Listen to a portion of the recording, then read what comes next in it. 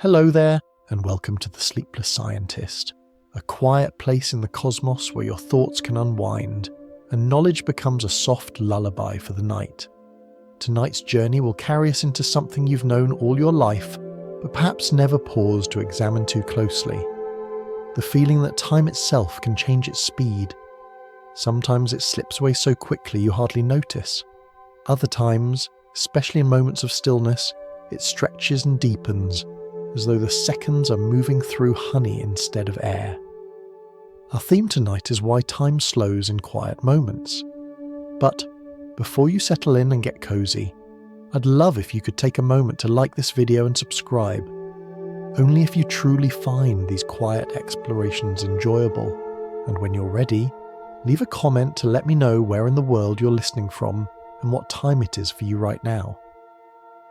It's always such a joy to see all the places we gather from, each in our own little slice of the night. Now feel free to dim the lights, maybe turn on a fan for a soft background hum, and let's gently begin our journey together. And if your mind begins to wander, that's perfectly fine. Let it drift. We'll still be here, quietly unfolding the story. Picture yourself on a quiet afternoon. Perhaps you're sitting by a window, a cup of tea cooling in your hands. Nothing urgent presses against your attention. The street outside is hushed. A bird flickers past, and the seconds seem to stretch, each one taking up a little more space than usual. Compare that to an hour spent rushing between errands, juggling calls, refreshing inboxes. That busy hour disappears almost without a trace, while the still moment at the window feels strangely long, almost endless. Both are slices of the same clock, yet your mind lives them differently. This is where our journey begins, with that curious split between clock time and felt time. Clocks tick evenly, impartial and steady. But our lived experience? It has moods, textures, and flavours. Sometimes the minutes sprint like startled rabbits. Sometimes they lounge like cats in the sun. And it is this inner time, the personal slippery kind, that we'll explore tonight. The phenomenon is so ordinary that it hides in plain sight. You notice it when you're waiting at a dentist's office, staring at the same poster on the wall, convinced the hands of the clock are conspiring against you. A single minute feels like 3. Yet, later that evening you laugh with a friend and suddenly the entire dinner is gone. Hours evaporated without warning.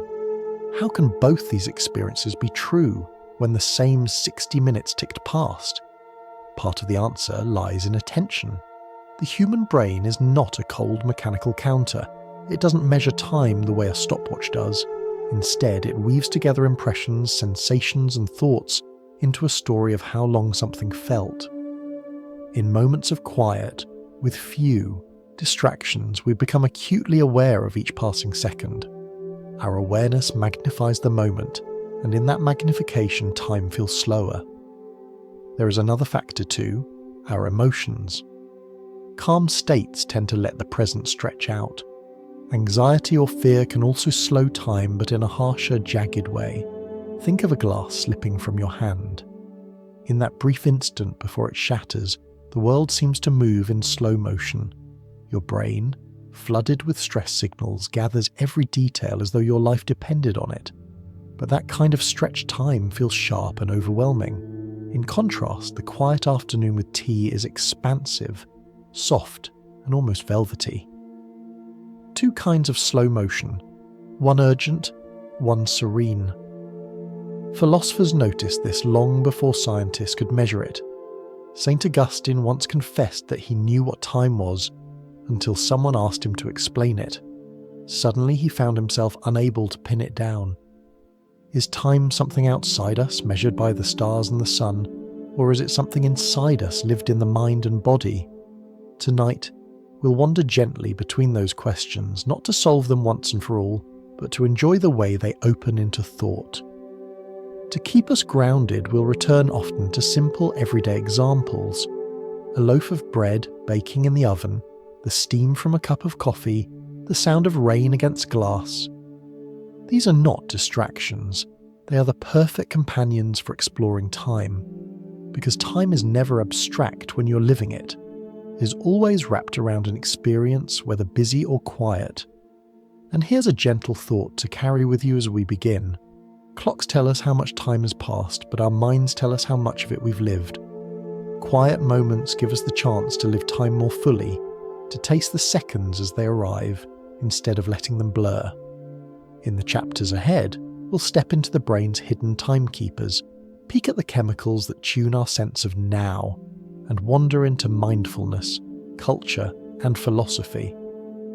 But for now, in this soft opening, it's enough to notice. Time is not always the same, sometimes it slows down, and in that slowing we glimpse something deeply human, deeply alive. If you've ever waited for a bus that seemed determined not to arrive or stared at a loading bar inching across a computer screen, you've felt it. The uncanny way a single minute can stretch until it feels like 3. Time, at least on the clock, hasn't slowed. But for you, in that moment, it absolutely has. This contrast, the gap between measured time and lived time, is the heartbeat of our exploration. Psychologists sometimes call it the paradox of time perception. It is paradoxical because both experiences are true at once. The clock on the wall ticks at its ordinary pace, impartial and steady. But the clock in your mind ticks differently, sometimes sprinting, sometimes dawdling. It is this inner clock that makes a day in childhood feel endless and a decade in adulthood vanish in a blur. One way to think of this is as a kind of mental weather. Just as the air outside can be still, windy, heavy, or light, the atmosphere of your attention shapes how you feel time move. In a moment of quiet with no urgent tasks pulling at you, awareness becomes more spacious. You notice the creak of the floor, the hum of a refrigerator, the faint ticking of a clock you usually ignore. Each detail is gathered and registered, and because you are receiving so much, each passing second feels longer. Contrast this with the opposite kind of pause, the pause that feels unbearable. Imagine sitting in a waiting room, nothing to do but shuffle through old magazines or stare at the same motivational poster on the wall. Here too, time stretches, but it does so in a restless, uncomfortable way. The minutes feel sticky, reluctant to move. In both the peaceful and the impatient version, time expands, but the emotional colouring makes the difference between serene slowness and restless dragging. Scientists have tried to capture this through experiments. One simple design is the empty interval task. Participants are asked to sit quietly and estimate when a minute has passed. Most people overestimate. What feels like a minute to them may actually be 40 seconds. That's because, without distraction, the brain counts every tiny sensation, stacking them like coins until the pile feels larger than it is. In another version, people are asked to listen to music or watch a video while estimating the same span of time. Now they often underestimate. The pile of sensations is smoother, bundled together, less distinct. Suddenly, the minute feels short. It's worth noticing that your brain isn't doing this to trick you. It's not misbehaving. It is simply responding to how much is happening. When life is crowded, your mind bundles moments into larger clumps, like packing clothes hastily into a suitcase. When life is quiet, it unfolds each garment carefully, folding, smoothing, placing it gently. Both are ways of organising experience. The difference lies in how many folds you notice. Philosophically, this reminds us that there are two kinds of time always at play. One is chronos, the steady ticking of measurable time, the schedule of trains and the rise of the sun. The other is kairos, the time of experience, opportunity, and meaning. Kairos is why a single conversation can feel timeless, or a single hour at work can feel endless. When we talk about time slowing in quiet moments, we're really speaking of kairos, the lived, felt flow of existence. Everyday life gives us countless examples. Think of lying in bed on a rainy morning, the sound of the raindrops tapping at the window, the weight of blankets holding you still. The clock says only 5 minutes have passed, but for you, it feels like an entire chapter of calm. Or picture a child waiting for a birthday party to begin. The hours crawl like reluctant snails, every glance at the clock bringing disappointment. The child's awareness is so sharpened by anticipation that time itself seems to rebel. Both extremes, the calm stretch and the restless drag, come from the same source, heightened attention to the present. When you pay attention, moments feel longer. When you don't, when attention slips or scatters, they vanish before you can notice. This is why quiet moments can be so powerful. They invite you back to attention, but in a way that is soft, not frantic. Even in literature and poetry, this idea often appears. Writers describe moments that seem suspended, where time itself pauses to take a breath. A kiss that feels like eternity, a sunset that seems to hold the sky open, a single drop of water falling in slow motion. These aren't exaggerations. They are faithful renderings of how human beings experience time. And so we return to the idea of the great pause. Not boredom, not impatience, but the felt expansion of a moment when life slows and we notice. Think again of your own quiet examples. Sipping soup while it cools, sitting on a train while fields blur past, watching steam lift from a cup of coffee. These pauses are small, ordinary, but they are also profound. They show us that time is not only something we measure, but something we inhabit. As we continue, we'll begin to look inside the brain and body to see how this inhabiting happens. What systems and signals create the feeling of longer or shorter time? How does chemistry, the quiet pulse of dopamine or the alertness of norepinephrine, shape the length of a minute? But before we dive into the mechanisms, it's worth lingering just a little longer here in the simple recognition that time is not fixed. It bends, stretches, and sometimes sighs, depending on how we meet it. So the next time you find yourself in a quiet pause, whether peaceful or restless, notice the way your inner clock ticks. Notice how much can be lived in a single minute, and know that this stretching of time is not an illusion to be corrected. It is part of what makes us human, creatures who do not just count time, but feel it. If you close your eyes right now and try to sense a single second, you'll notice something curious. You can count it, perhaps whispering 1 Mississippi, or you can simply feel the pause and let it slip by. But where does that sense of duration come from? There is no watch ticking inside your skull. Instead, your brain has many small timekeepers scattered across different regions, each measuring and estimating in its own way. For a long time, scientists imagined there must be a central clock in the brain, a master metronome. But as research unfolded, they discovered that timing is more like a symphony with several sections playing together, sometimes in harmony, sometimes slightly offbeat. The result is a flexible, living sense of time.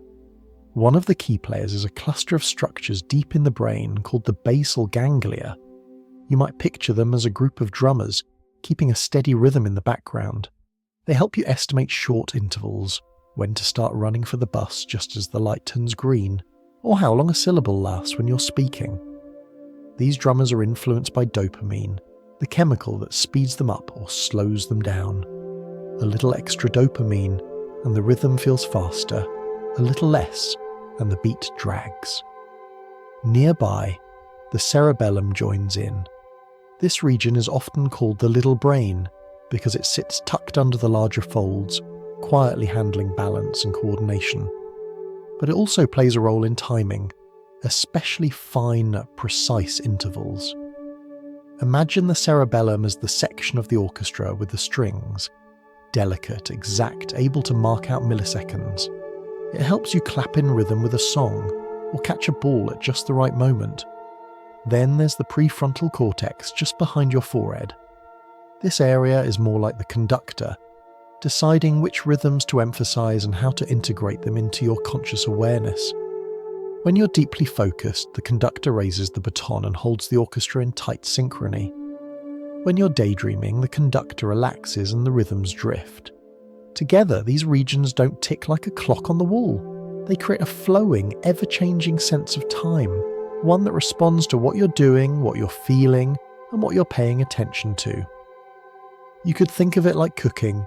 Sometimes the timer matters exactly. 10 minutes for pasta, no more, no less. Other times it's the feel of the dish, the scent, the way the sauce clings to the spoon. Your brain shifts between these modes, measuring precisely when needed, stretching and compressing when it can.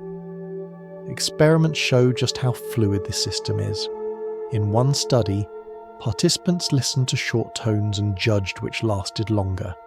Their answers varied not just with the tones, but with their own states, whether they were alert, drowsy, anxious, or calm.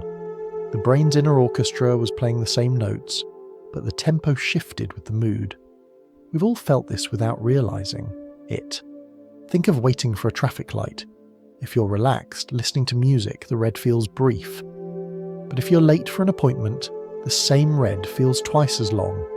The external time hasn't changed. What's changed is the tempo of your inner orchestra. The drummers, strings, and conductor are playing in a different key. This distributed system has a practical benefit. If one region falters, others can step in. It also allows different kinds of timing to coexist. Your basal ganglia may be estimating seconds while your cerebellum fine-tunes milliseconds, and your prefrontal cortex stretches whole minutes into a conscious sense of duration. In a way, your brain is running several clocks at once, each suited to a different task. And yet, when you sink into a quiet moment, something remarkable happens. The orchestra slows, attention widens, the individual beats become more noticeable. You can almost hear the silence between the notes. Neuroscientists describe this as a reduction of external distraction, fewer demands on working memory, fewer shifts in focus.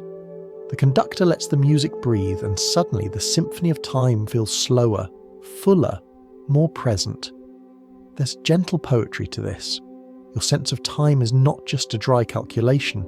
It is a living performance, constantly shaped by mood, attention, and context. Quiet moments allow the orchestra to play softly, stretching the pauses, letting each second resonate like the lingering tone of a bell. So the next time you feel time slow in stillness, remember, it's not just imagination. Your brain's many timekeepers are actually adjusting their tempo, creating a different score. They're drumming, bowing, and conducting a rhythm that makes a single minute feel like a small eternity. Imagine for a moment that your sense of time is like sand falling through an hourglass. In some moods, the sand pours quickly.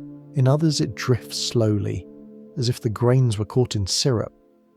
What makes the sand speed up or slow down is not just the way your brain counts beats, but also the chemistry that flows through it. Tiny messengers, invisible to you, help decide whether a second feels brisk or languid, whether an hour feels like a flicker or a stretch. One of the most important of these messengers is dopamine. You might have heard of it described as the brain's pleasure chemical, but that's a simplification. Dopamine isn't only about joy, it is about motivation, attention, and rhythm. Think of it as the pace setter. When dopamine is abundant, the inner drums of your brain tick a little faster, making time feel shorter. Moments pass quickly because your system is primed to move, to seek, to anticipate. This is why time seems to fly when you're excited or engaged. Picture yourself absorbed in a favourite hobby, maybe painting or cooking a dish you love. Hours slide past unnoticed. Dopamine has quickened the pace of your inner metronome, tucking minutes close together. Now picture the opposite, when dopamine levels are low. The ticks of your inner clock spread apart. Seconds feel heavier. This is one reason people with depression, where dopamine function is often disrupted, describe their days as dragging endlessly. It's not laziness or imagination, it's chemistry altering the felt speed of time. Alongside dopamine, norepinephrine plays its role. This chemical is like a spotlight operator, telling your brain where to shine attention. In moments of stress or urgency, norepinephrine surges, sharpening your senses. The spotlight grows bright, and the mind records details with unusual clarity. That's why in a near accident or emergency, time seems to slow dramatically. Every movement, every sound, every flicker of light gets written down in high resolution. It's not that time itself stretched, but that your memory took in so much more per second that the interval feels longer afterward. But chemistry is not always about extremes. In quiet moments, when arousal is low, your brain's chemical orchestra plays a softer score. Dopamine is present, but calm. Norepinephrine drifts gently, not screaming alarms, just humming faintly.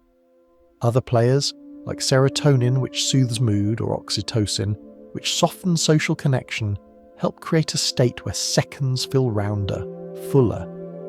Nothing is rushing you forward. You're given permission, chemically speaking, to rest inside the present. This is the secret of those afternoons when you sit on a park bench, watching leaves drift down. You might look at your watch and see that only 5 minutes have passed, yet your memory holds those minutes as wide, filled with the flutter of leaves, the texture of the air, the quiet sound of your own breath. The brain's chemistry has shifted into a slower gear, allowing you to notice and keep more of the moment. Scientists sometimes explain this with the idea of temporal density. When you gather more impressions per unit of time, the moment feels longer in memory. In busy, distracted states, impressions blur. In quiet states, each impression is distinct, spaced out like stones on a path. The chemistry of calm helps you notice them, one by one. Everyday life gives plenty of metaphors. Think of a movie played at normal speed versus one shown in slow motion. The second doesn't change the actual time, it just gives you more frames per second. The leaves fall with more detail, the water droplet stretches into a perfect sphere before breaking. Quiet moments feel slow for the same reason. Your brain, guided by its chemistry, has given you more frames to experience. What's beautiful about this is that you don't need to understand molecules to feel it. You already know it in your bones. Think of sipping tea. When you're distracted, you drink it quickly, barely noticing. But when you're calm, each sip seems to expand, carrying warmth through your chest, unfolding flavour across your tongue. Chemistry has opened the gate for you to feel more, and therefore for time to feel fuller. Of course, these chemical shifts are subtle, not the dramatic surges of stress or euphoria. They don't announce themselves. They whisper. A little less dopamine, a calmer flow of norepinephrine, and suddenly a quiet minute feels stretched. The science can name the players, but your lived experience is the real symphony.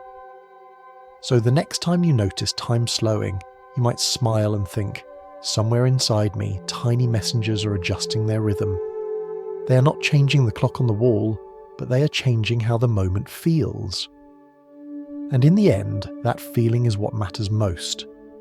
After all, we don't live inside the mechanical tick of seconds. We live inside the warmth, the stillness, the density of moments as they unfold. If you've ever lost yourself in a good book and looked up to realize an entire afternoon has slipped away, you've already met one of the most powerful shapers of time, attention.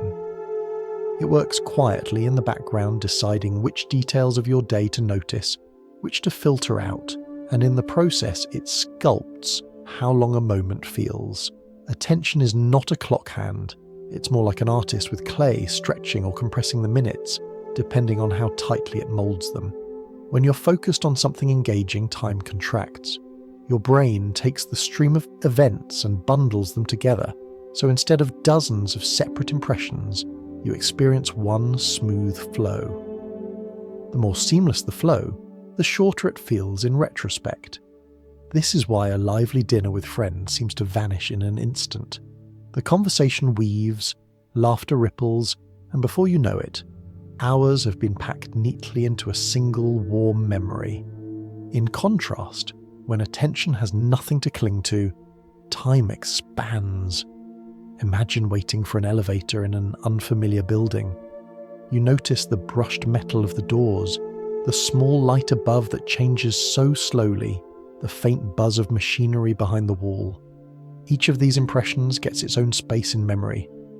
The brain doesn't bundle them, it sets them out individually, like photographs laid side by side. When you look back, that short wait feels longer because there are more frames stored. Psychologists sometimes describe this as the attentional gate. When the gate is wide open, attention collects many impressions, and the moment feels long. When the gate is narrow, impressions are merged and the moment feels short. Neither state is wrong. It's simply the brain's way of managing the flood of information. Think of it like taking photographs. If you snap hundreds of pictures during a walk, the album afterward will look full and you'll remember the walk as long. If you take only one photo, the walk might blur together. Attention works the same way. It decides how many snapshots to take of the passing moment. This sculpting power also explains why boredom feels heavy. In boredom, attention wanders restlessly, with nothing satisfying to hold on to. The mind zooms in on every tick of the clock, every flick of movement in the corner of the eye. Because there are so many small impressions, time feels stretched. Compare that to being absorbed in music, where attention narrows to melody and rhythm. The impressions flow smoothly, and time rushes by. But there is another side to attention, its ability to transform quiet moments into expansive, meaningful experiences. When you deliberately focus on the details of stillness, the world seems to grow. The sound of wind through trees, the warmth of sunlight on your skin, the rhythm of your own breathing. Each detail adds to the sense of depth, and the minutes expand not as boredom, but as richness. It is not emptiness you feel, but fullness. Experiments capture this beautifully.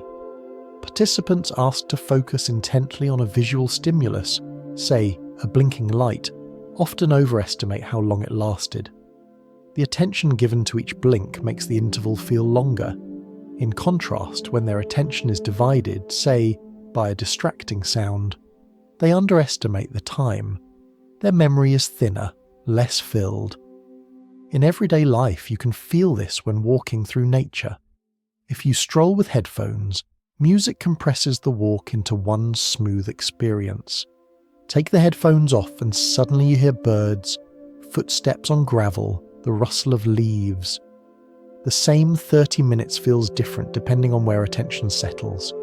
Attention doesn't just shape time, it flavors it. In quiet moments, the flavor is often subtle, like a lightly steeped tea. You taste more because you're not gulping. You notice more because you're not rushing. Attention slows you not by adding more minutes to the clock, but by giving the minutes more content. This is why mindfulness practices emphasize attention. By gently guiding focus toward breath, sound, or sensation, mindfulness widens the gate, allowing you to live more frames of each moment. People who practice regularly often report that time feels slower, not because they are bored, but because each instant has grown richer. So when you sit quietly and a minute feels longer, you're not imagining it. Attention has sculpted it into something denser, filled with more impressions, more detail. The clay of time has been stretched, not broken. The sculptor has been at work, quietly shaping your experience into something that feels larger than the clock insists. The next time you're in a quiet pause, notice what attention is doing. Is it restless, grabbing every tick and flicker, stretching the minutes into discomfort? Or is it gentle, savouring details, making the present full? The sculptor works either way. The difference is whether it creates a heavy stone or a soft vessel that holds a little more life. Time does not only bend beneath the weight of attention, it bends beneath the weight of feeling too. Emotions, like hidden tides, pull at the fabric of our inner clock, making seconds stretch or vanish depending on what we feel. The curious part is that the same phenomenon, time slowing down, can arrive in two very different costumes. One sharp and jagged, born of fear or urgency. The other soft and smooth, born of calm or contentment. Both are real. Both make minutes longer, yet the experience couldn't be more different. You've likely met the jagged version in a moment of alarm. Imagine a glass slipping from your hand. The moment between release and shattering may last only half a second, yet your brain records it as if it were longer, almost in slow motion. Or picture the near miss of a car accident, the screech of brakes, the heart thumping in your chest. Later, you may recall it frame by frame, the tilt of your head, the glint of light on the windshield, the sound of gravel beneath the tyres. All of it stored with uncanny clarity. The actual clock time didn't change, but your mind packed the moment with so much information that it feels as if it lasted forever. Scientists have studied this by placing people in controlled falling experiences, strapped safely into harnesses, dropped from a height onto a soft net. Many report that their fall seemed to last longer than it really did. Their brains, flooded with norepinephrine and other stress signals, recorded more impressions per second, more frames in the film strip, more density in memory, therefore more time felt. But if that is one face of time slowing, the other face is far gentler. Picture sitting by a lake at dusk, ripples spreading slowly across the surface. There is no urgency, no alarm. Yet the minutes seem to open wide, as if inviting you to step inside. Later, when you think back, you remember the subtle shades of sky, the coolness of the air, the faint sound of crickets. It feels as if you spent a long time there, though perhaps only 10 minutes passed. This softer version happens because your emotional state allows attention to rest rather than scatter. Calmness keeps the gate open, gathering impressions without rushing. Contentment fills the moment with detail. Where fear produces sharp clarity, calm produces gentle richness. Both make time feel slower, but the texture is different, one jagged, one velvety. There is also the curious middle ground of joy. Think of laughing with friends. In the moment, time rushes. Hours seem to vanish. But when you look back later, the memory is thick with detail, and it feels as if you lived much more than the clock recorded. Joy is slippery this way. It compresses the present but expands in memory. The double role of emotion, sometimes stretching, sometimes compressing, reminds us that our sense of time is not one thing. It is a collaboration between chemistry, attention, and feeling. Fear sharpens the senses, packs moments with detail, and leaves us with the impression of slow motion. Calm allows us to notice, gently, filling the present with texture and softness. Joy compresses time in the moment but leaves it expanded in memory. Daily life offers endless small examples. The nervous wait before a job interview, where every minute in the lobby drags. The quiet satisfaction of tending a garden, where 10 minutes of watering feels timeless. The excitement of a concert, where 3 hours pass in a blur, yet afterward the night feels like a long story. Our emotions bend the minutes differently, but always they bend them. Philosophers have long hinted at this.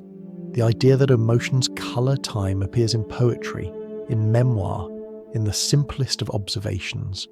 A happy day is short, a sad day is long. And yet when we recall them, the opposite can be true.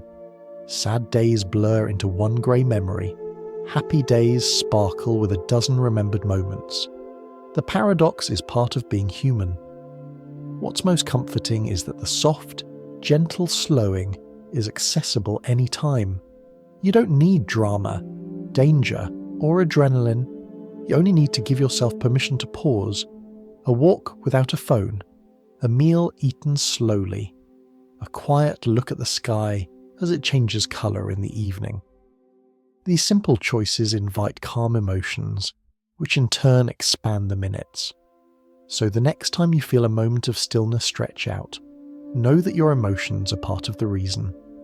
Whether jagged in alarm or smooth in serenity, they are quietly reshaping the minutes.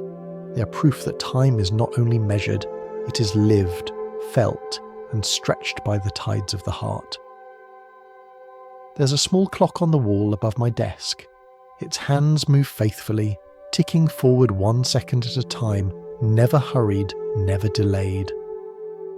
If I sit and watch it for a full minute, 60 identical ticks pass, each exactly like the last. And yet, if I think back to the meeting I sat through earlier today, which the clock insists lasted only 30 minutes, I swear it stretched into something closer to eternity. The clock and I do not agree. This disagreement reveals something simple but profound. There is not just one time in our lives. There is chronological time, the steady, mechanical ticking measured by watches, calendars, and planetary orbits. And then there is psychological time, the elastic, subjective flow of experience which bends and stretches according to mood, attention, and circumstance. Chronological time is the same for everyone. It doesn't care whether you're thrilled or bored, young or old, awake or asleep. The Earth turns at the same rate, seconds pass in equal lengths, and the moon rises whether you notice it or not. It is impartial, universal, steady. Psychological time, however, is deeply personal. It is why two people sitting through the same lecture can report opposite experiences. One thought it flew by, the other thought it dragged endlessly. It is why your childhood summers seemed infinite, while your adult years vanish with bewildering speed. You can picture these two kinds of time as two clocks always running side by side. One hangs on the wall, impartial, recording the steady march of seconds. The other rests in your chest, in your mind, in your experience. Its hands do not move evenly. Sometimes they rush forward, blurring whole hours. Sometimes they creep like molasses. This second clock is invisible but powerful, because it's the one you actually live by. Everyday life offers countless reminders of the split. Sitting in traffic, the light takes forever to change. Watching a favourite film, 2 hours pass in what feels like 20 minutes. Chronological time says both lasted exactly the same number of seconds. Psychological time shakes its head and insists otherwise. Even the same activity can feel different depending on context. Walking on a treadmill in the gym might feel endless. Walking the same number of minutes through a park, noticing trees and birds, might feel light and quick. The difference is not in the clock, it's in the lived quality of the moment. Philosophers have wrestled with this for centuries. St. Augustine once wrote, "What then is time? If no one asks me, I know. If I wish to explain it, I know not." He was pointing to this very mystery. Time as we measure it is clear enough, but time as we live it slips through our hands. Later thinkers described it as a river, sometimes rushing, sometimes meandering, never constant in flow. The beauty of noticing these two clocks is that it frees us from thinking one is right and the other is wrong. Both are true. The clock on the wall tells you when to catch the train. The clock in your mind tells you how long the ride felt. The first keeps you synchronized with the world. The second tells you how much of the world you truly lived. This split also explains why memory can play tricks. A week spent rushing through errands may feel short in memory, because your psychological clock bundled the minutes into one blur. A single quiet afternoon in a park may feel long in memory, because every detail, the sound of the fountain, the warmth of sunlight, was counted and kept. In this way, psychological time leaves deeper marks than chronological time ever could. Imagine you're at a family gathering. On the clock, 3 hours pass, but inside, your sense of time fragments. The joyful conversation with a cousin flew by. The awkward silence with an uncle dragged. The same 3 hours contained both rushing rivers and slow trickles. The clock on the wall saw one smooth stream. The clock in your mind saw many currents, all moving differently. We might even say that our sense of life itself is shaped more by the psychological clock than the chronological one. Ask someone about their past year, and they won't describe it in days or weeks. They'll describe it in felt experiences. It went by so fast, or It was such a long year. These aren't errors of memory. They are faithful reports of how the inner clock moved. As you sit, here listening now, you're living in both times at once. The seconds of the video move forward at their steady pace, but your felt experience of them may expand or contract depending on your state of mind. If you are calm, present, and unhurried, these minutes may feel slower, richer. If you are distracted, glancing at your phone, they may vanish without trace. Both realities coexist. So perhaps it's less a matter of choosing which clock is real, and more a matter of noticing that we carry both. One clock tells us how long things last. The other tells us how deeply we lived them.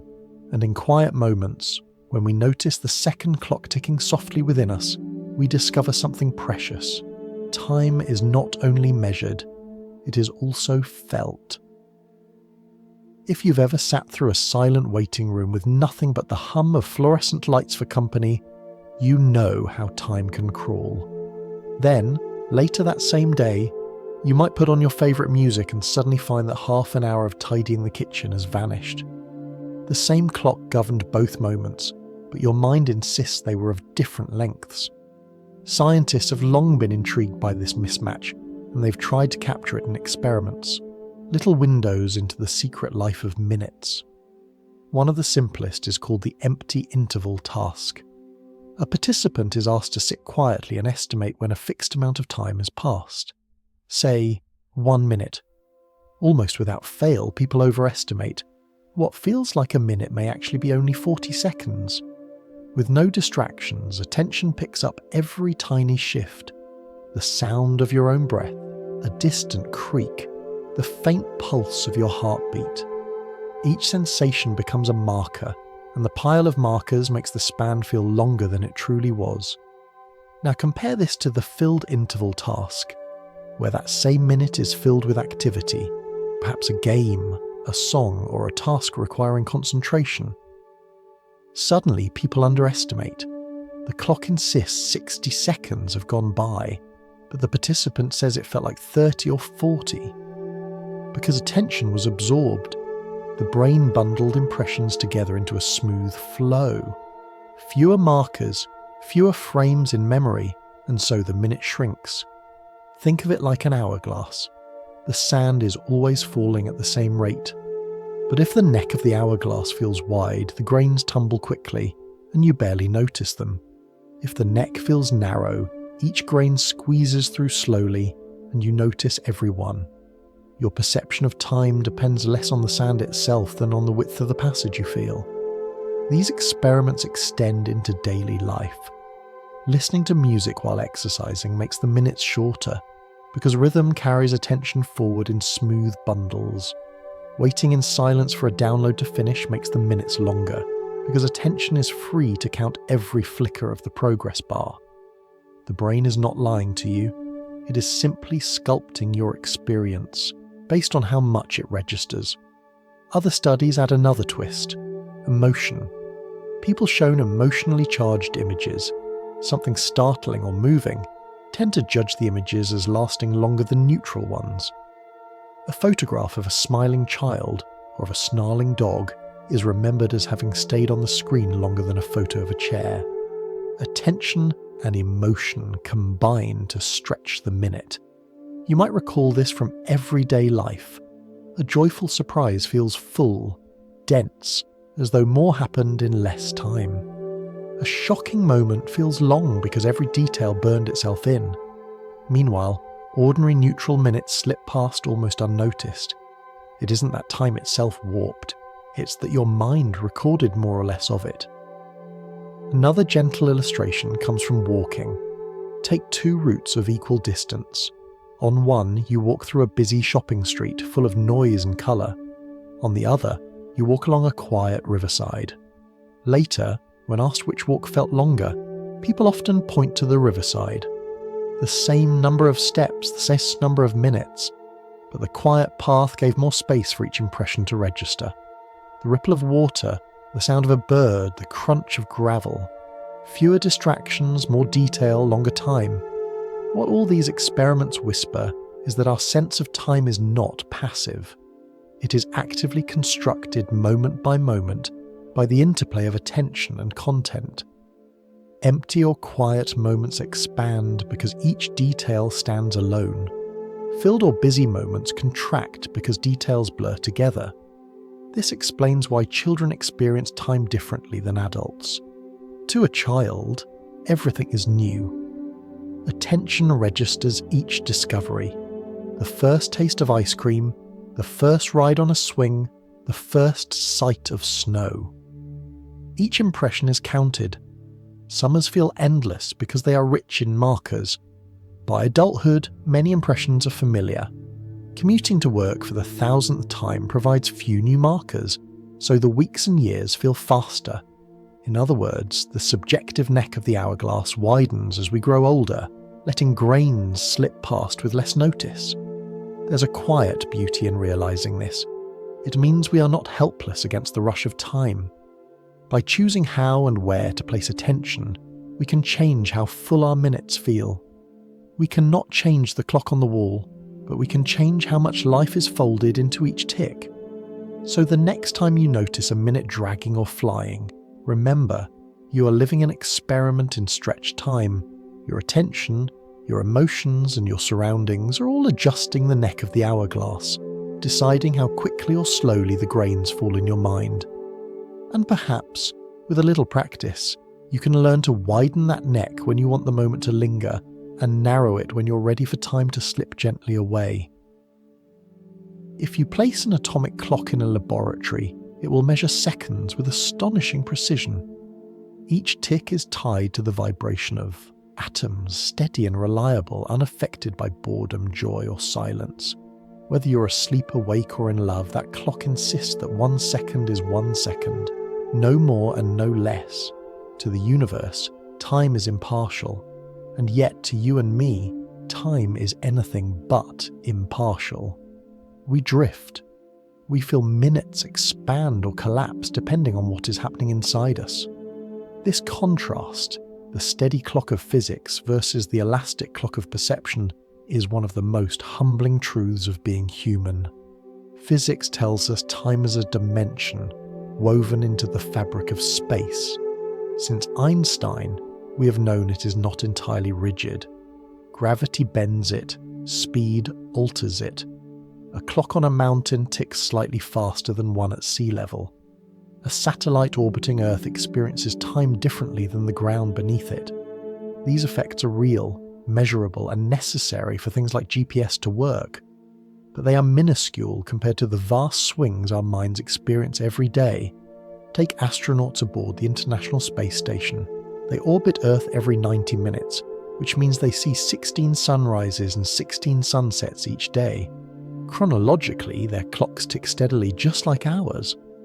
But psychologically, the cues that anchor us, morning, noon, night, are scrambled. Astronauts describe moments of disorientation where time feels unmoored. Was that sunrise just an hour ago, or yesterday?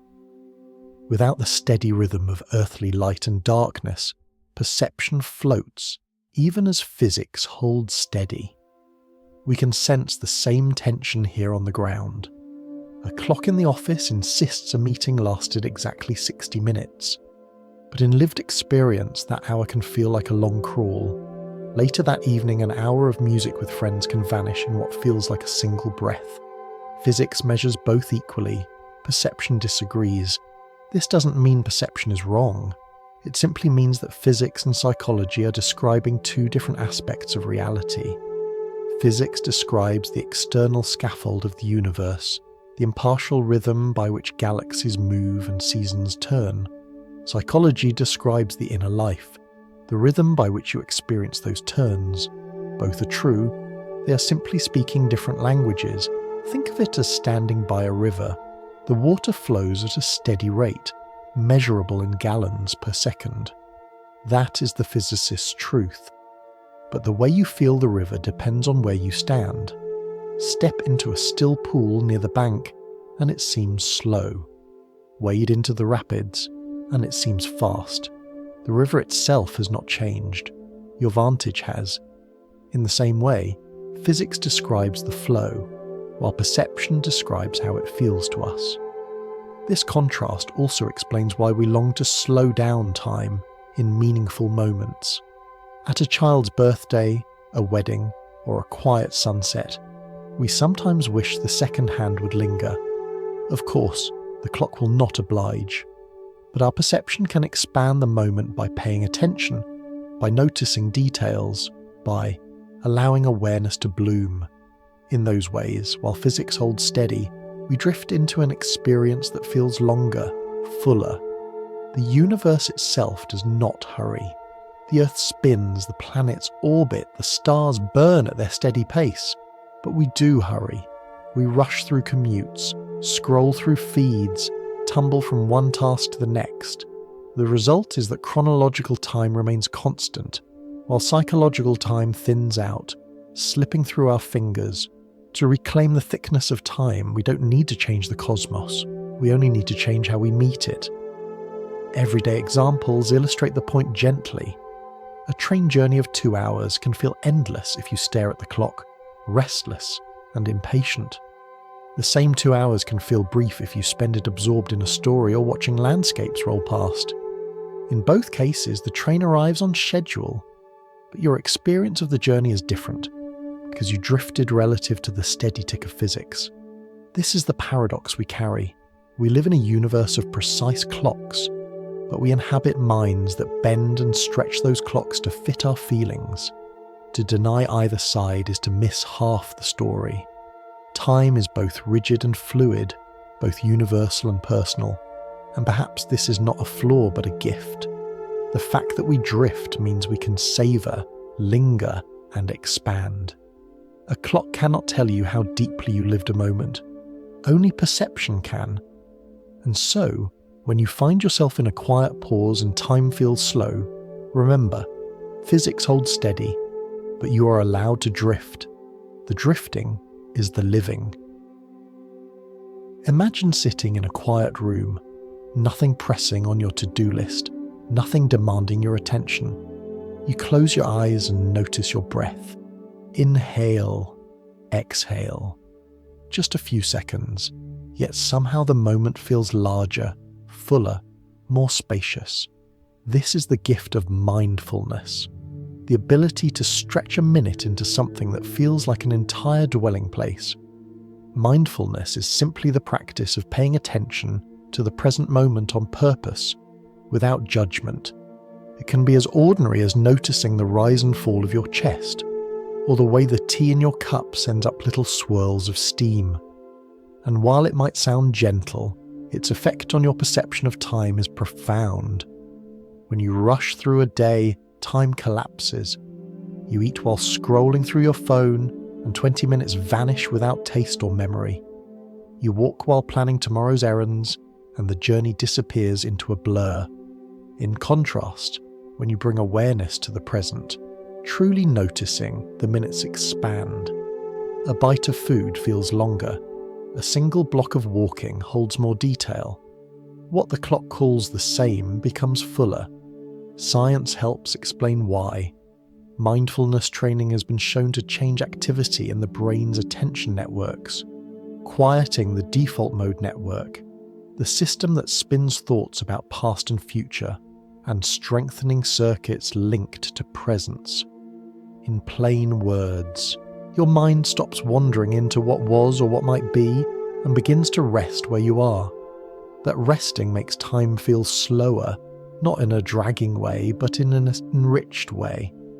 People who meditate regularly often report that time feels less hurried, not because they have more hours in the day, but because each hour feels wider, more open. One researcher described it as moving from clock time to event time, living according to the fullness of experiences rather than the strict measure of seconds. Even a short practice shows the effect. Try sitting and counting 10 breaths. In a distracted state, it might feel brief, over before you know it. But if you truly attend, feeling the cool air enter, the warm air leave, the pause between, the 10 breaths can feel like an entire small journey. A handful of seconds becomes a pocket of quiet that seems longer than it is. Mindfulness also slows time by reducing what psychologists call temporal fragmentation. In ordinary life, your attention jumps from phone to thought to sound to memory, and the present fractures. Minutes blur together because they are split into dozens of pieces. Mindfulness gathers those pieces back, holding them as a whole. That wholeness is what makes time feel expanded. There is also a soft emotional layer. When you attend mindfully, you release judgment. You notice without rushing to label. The sound of a bird outside is not just background noise, it is part of the present. The warmth of sunlight on your arm is not just something you glance past, it is felt. And because these details are noticed without being dismissed, they take up more space in memory. Later, you recall that moment as longer, richer, more complete. Everyday life gives us many chances to practice. Washing dishes can become a mindful act. The warmth of water, the clink of plates, the circular motion of cloth against porcelain. A task that usually vanishes in a blur becomes a small, expanded world of sensation. Drinking tea can do the same. Instead of 3 gulps while checking messages, a single sip, fully noticed, becomes a small ritual that stretches time. Even walking down a street can change. Distracted walking compresses time into a blur of sidewalks. Mindful walking expands it into a series of impressions, the rhythm of your steps, the shifting colours of sky, the sound of gravel underfoot. The same 10 minutes feel longer because they are lived more fully. The beauty is that mindfulness does not require special training or hours of sitting still. It simply asks you to notice. Notice your breath for a minute. Notice the feel of your body in a chair. Notice the texture of the present moment without hurrying it along. Each act of noticing widens the minutes, making them places you inhabit instead of hallways you rush through. So, the next time you want time to slow, not the jagged slowing of stress, but the smooth slowing of calm, try the mindful present. Count your breaths. Taste your tea. Feel the chair beneath you. Let awareness hold the second gently, and it will expand. A minute may still be 60 ticks on the clock, but in your lived experience, it will be more. Think back to the last time you found yourself in true silence. Maybe it was a winter evening after the snow had fallen, when the world outside seemed muffled, as if someone had laid a soft blanket over every sound. Or perhaps it was early morning, before the traffic began, when the house was still and your own breathing was the loudest thing you could hear. In those moments, time itself seems to widen. Seconds don't vanish, they stretch. Silence has this curious ability to expand the present. Without the steady stream of external noise, without the usual chorus of conversation, engines and alerts, the mind becomes more aware of subtler details. You notice the sound of your heartbeat in your ears, the faint hum of a refrigerator, the whisper of your breath. Each detail becomes sharper, and because each is noticed, the moment grows fuller. A single minute in silence can feel like much more than 60 seconds. Neuroscience offers one explanation. In silence, the brain's default mode network, the system that chatters about the past and future, slows down. At the same time, circuits linked to present awareness become more active. In plain words, the mind stops rehearsing what happened yesterday, or what might happen tomorrow, and it turns its attention toward now. With fewer distractions pulling you away, the present moment expands to fill the space. Everyday life gives us gentle illustrations. A walk through a forest feels longer than the same walk along a busy street. In the forest, silence, or near silence, lets you hear the crackle of leaves underfoot, the distant call of a bird, the rustle of branches. On the street, noise compresses the moment. Cars and voices bundle your impressions together. The minutes are equal on the clock, but they feel unequal in experience. Even artificial silence can have this effect. Think of sitting in a quiet library, surrounded by the faint rustle of pages, the scratch of pens, and the hush of footsteps. Time seems slower than in a bustling cafe. The silence does not erase the minutes. It stretches them by giving each detail more room. This stretching is not always comfortable. For some, silence can feel heavy, even unsettling. In a silent room, thoughts that were hidden under noise can emerge, filling the space. A single minute might feel uncomfortably long because the mind is restless. Yet with practice, silence becomes less threatening and more like an open canvas. The heaviness softens into spaciousness. There is a lovely image used by some meditation teachers. Silence is like a still pond. When the surface is calm, you can see reflections clearly. When it's disturbed by ripples, everything blurs. In the same way, silence allows time to reflect itself more clearly. You can see each passing second not as a blur, but as a distinct ripple in the pond of your awareness. Snowfall is perhaps one of the purest metaphors for this. When snow covers the ground, everyday sounds are muted. Footsteps crunch, but distant noises fade. In that hush, even a few minutes outside can feel enchanted, as though time has slowed in sympathy with the falling flakes. People often describe snowy evenings as timeless, not because the clock stopped, but because silence expanded each moment into something wider. There are also moments of chosen silence. Think of a candlelit room during evening meditation, or the pause after music fades but before applause begins. These silences stretch time in a different way, filling it with anticipation or with calm. They remind us that silence is not emptiness. It is presence, waiting. Silence has been cherished in many cultures for this reason. Monks keep hours of quiet, not as deprivation, but as a way to step into slower time. Pilgrims walking in silence often report that their days feel longer, richer. Even in secular life, people seek retreats into quiet, craving not just rest but the expansion of time that silence brings. And yet silence is not only found in monasteries or forests, it is available in the smallest pauses. The moment when you turn off the radio before stepping out of the car, the instant when you close your eyes after reading a page, the hush in the room just before you fall asleep. These fragments of silence are small invitations to step into expanded time, even for a breath or two. So the next time you find yourself in quiet, notice how the minutes feel. Notice whether they drag or stretch, whether they feel heavy or full. In that noticing, you may realize that silence itself is a kind of time bender. It doesn't change the ticking of the clock, but it changes how you live those ticks. And in that change lies the simple gift of more life in every minute.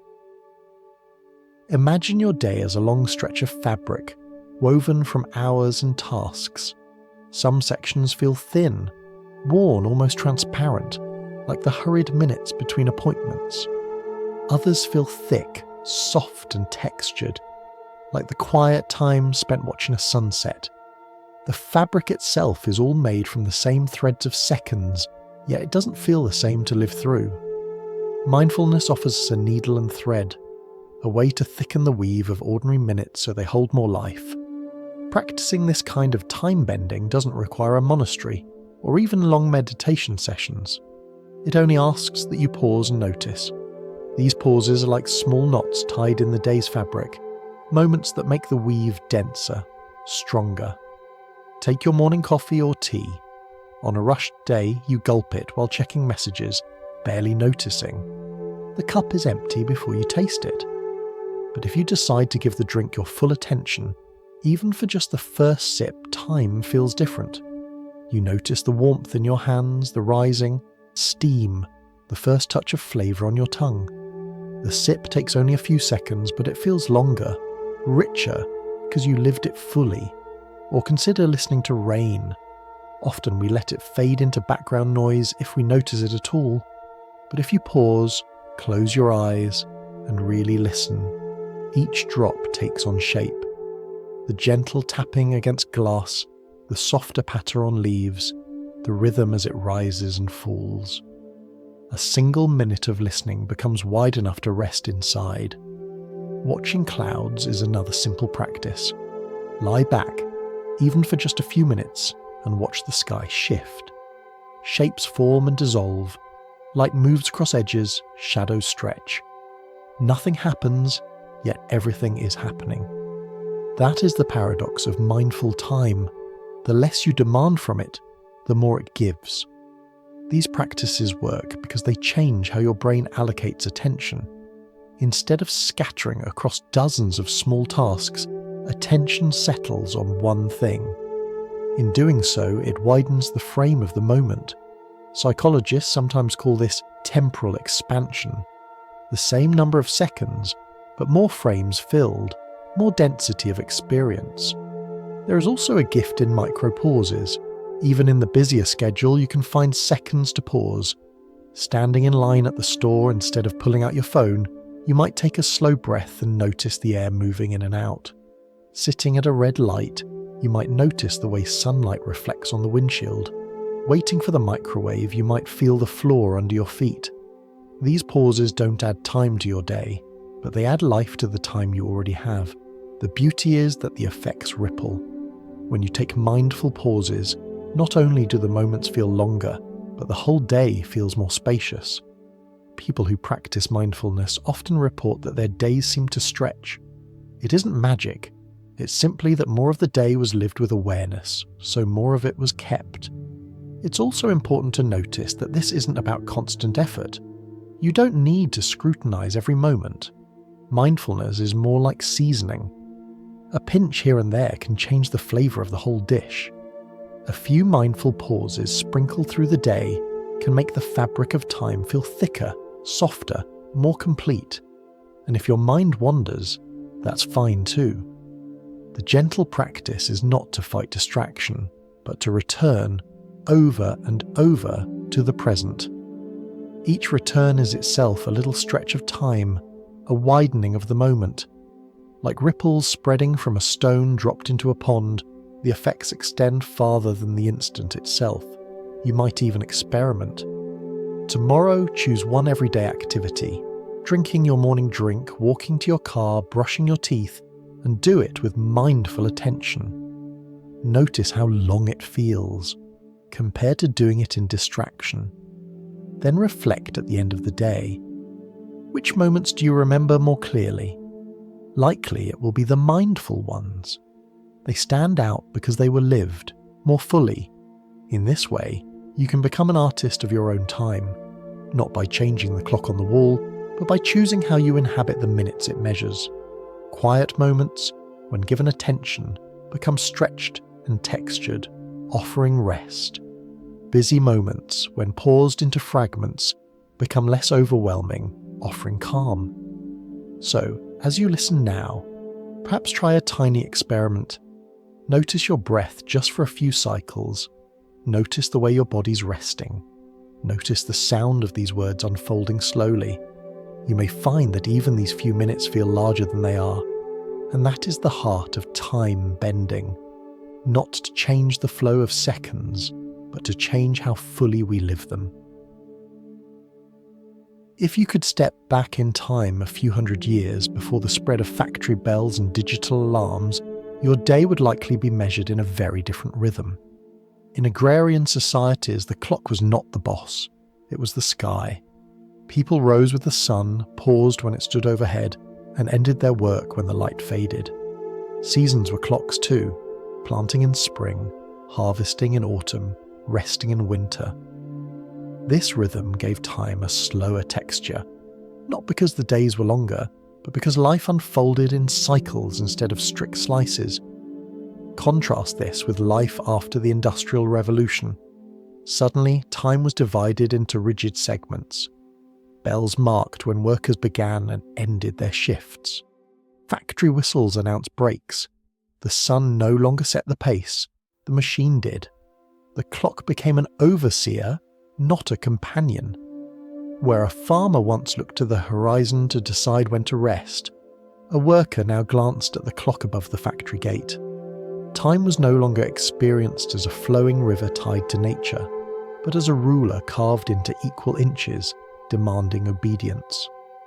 Church bells once carried a softer version of this. They rang out across villages, calling people to prayer, to meals, to community gatherings. The bells did not insist you act at the second. They were reminders, not tyrants. You could arrive a few minutes late and life went on. Compare that with the factory whistle, shrill, sharp, and unforgiving. 1 minute late and you risk wages or discipline. The cultural shift was more than mechanical. It reshaped how time itself was felt.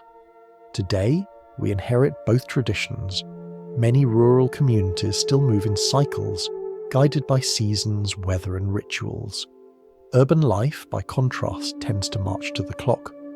Trains leave at 8:03, meetings begin at 9:15, lunch is scheduled for exactly 1 hour. People in slower societies often describe time as plentiful, even if their days are filled with work. People in faster societies often describe time as scarce, even if machines are doing much of the labour. Anthropologists sometimes speak of polychronic versus monochronic cultures. Polychronic cultures, often agrarian or traditional, see time as fluid, allowing many activities to overlap. You can cook, talk, and repair something all at once without the sense that one steals time from another. Monochronic cultures, industrialised and urban, see time as a line, each task occupying its own slot. In one world, time is like water that fills whatever container you give it. In the other, it is like a ledger, every second accounted for. We feel this difference when we travel. A visitor from a fast-paced city might be baffled in a small village where 10 minutes could mean any time before lunch. To the villagers, the exact number of minutes matters less than the shared understanding of when it's convenient. To the city dweller, the looseness feels like chaos. But neither approach is wrong. They are simply different ways of weaving time into life. This cultural shaping of time also colours memory. A season spent in a slower society often feels longer in retrospect. Days are punctuated by rituals, meals, and communal pauses. Each event is a marker, making the season feel rich and extended. By contrast, weeks spent in a fast society may blur together. The strict schedule keeps you moving, but it also bundles the days into uniform units, each one much like the last. Time feels shorter not because it was, but because fewer distinct markers were noticed. Even within modern life, echoes of both rhythms remain. We still keep seasonal rituals, holidays, harvest festivals, New Year's, that carry the slow, cyclical feel of agrarian time. But we also keep precise calendars, alarms, and productivity apps that keep us marching in lockstep. We are creatures caught between two clocks, one natural, one mechanical. There's something comforting in recognizing this tension. It reminds us that the way we feel time is not only biological or psychological, it is cultural. The rhythm of your society plays into the rhythm of your mind. To live in a slower culture is to feel longer days, even if the sun sets at the same hour. To live in a faster one is to feel rushed, even if the workday is shorter. Perhaps the gentlest reflection is this: neither pace is inherently better. A slower rhythm offers room for noticing, for savouring, for shared rituals. A faster rhythm offers efficiency, connection across distance, and precision. What matters is balance, the ability to borrow from both clocks, letting the slow expand when we need rest, and the fast move us when we need action. So, as you think of your own days, you might notice, which clock governs you more often? The church bell or the factory whistle? The rising sun or the morning alarm? Neither is wrong, but each shapes how the minutes feel. And sometimes, simply noticing the difference is enough to reclaim a little space inside the hour, to remember that time is not only personal but also cultural, shared across generations and societies. If you step into a Japanese tea room during a traditional ceremony, you may notice something remarkable. The clocks of the outside world seem to fall away. The small gestures of preparing the tea, scooping the powder, whisking the foam, presenting the cup, are deliberate and unhurried. Each movement is given space, as though it contains an entire story.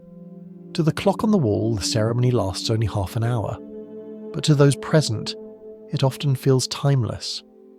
Rituals have this strange and beautiful power. They bend time not by changing its length, but by changing its texture. In a tea ceremony, or in the quiet rhythm of evening prayers, or in the lighting of candles during a festival, moments are stretched by attention, by repetition, and by the shared understanding that what is happening is more than ordinary. Think of meditation in a monastery. The bell rings, monks gather, and silence spreads. An hour of sitting may feel far longer than an hour spent commuting. The clock insists they are the same. But the lived experience is deeper, thicker, more expanded. In silence and focus, time becomes a space to inhabit rather than a hurdle to cross. Or consider the evening call to prayer in a small town. As the voice rises through the air, daily tasks pause. For a few minutes, everything else is suspended. It is not only an individual who stops, it is a community. And in that pause, time feels held, as if cupped gently in two hands. Even festivals carry this expansion. Holidays often mark transitions. Harvest gathered, year completed, spring beginning. These are not just days on a calendar. They are thresholds in lived time. Lighting a lantern, sharing a meal, or gathering for fireworks is not measured in seconds but in significance. Hours spent at a festival are remembered more vividly, and so they feel longer when recalled. Humour sometimes sneaks in here too. Picture someone checking their watch in the middle of bowing to a cup of tea. It doesn't happen because the whole point of ritual is to suspend the tyranny of the clock. Rituals whisper, "For now, the minutes belong to us, not to the schedule." In this way, they create small islands of timelessness in the river of daily life. Different cultures carve these islands in different ways. In Japan, the tea ceremony. In Christian traditions, the quiet of Sunday service, or the stillness of Advent candles. In Islam, the rhythmic call to prayer 5 times a day, breaking up time into sacred pauses.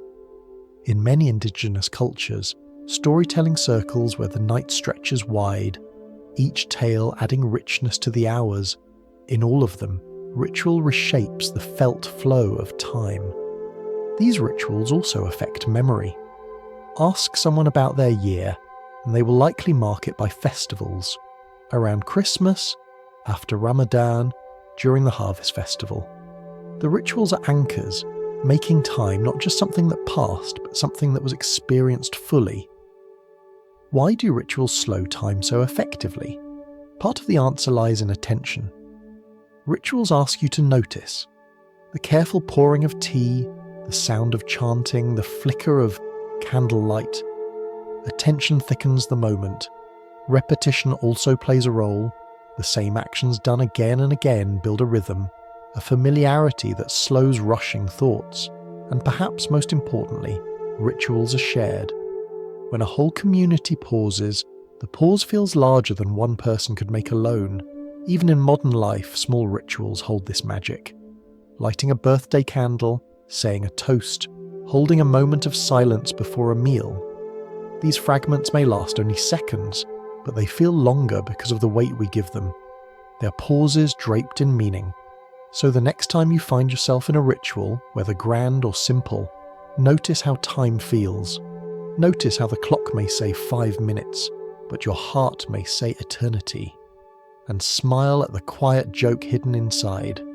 No one checks their watch when they are bowing to tea or raising a glass or lighting a candle. In those moments, the clock on the wall fades and the inner clock expands, making room for something larger than seconds. Picture a city square at the stroke of midnight on New Year's Eve. Thousands of people counting down together, voices rising, clocks poised. The instant the year turns, cheers erupt, fireworks bloom, and for a few seconds time feels not just measured but shared. You're not experiencing those moments alone. You're folded into a collective pause, a collective breath. Later, you remember not only what you did, but what everyone did. It is a piece of collective time. We usually think of time as private, my hour, your hour, each person carrying their own clock inside. But history shows us that societies also weave time collectively.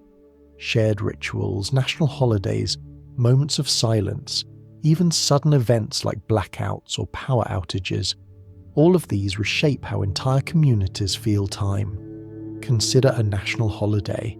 On the clock it is just 24 hours, yet the day feels different because everyone treats it differently. Shops close, streets quiet, families gather. A holiday meal may stretch into hours, not rushed, because the whole society agrees today moves slowly. Time expands, not through biology alone, but through agreement. Moments of silence provide another striking example. A minute's silence to honour the fallen or remember tragedy can feel long, almost sacred. Everyone bows heads, traffic stops, words fade. A single minute, when lived together, feels longer than it ever would alone. The power lies in the fact that thousands or millions are holding it simultaneously, giving weight to each tick.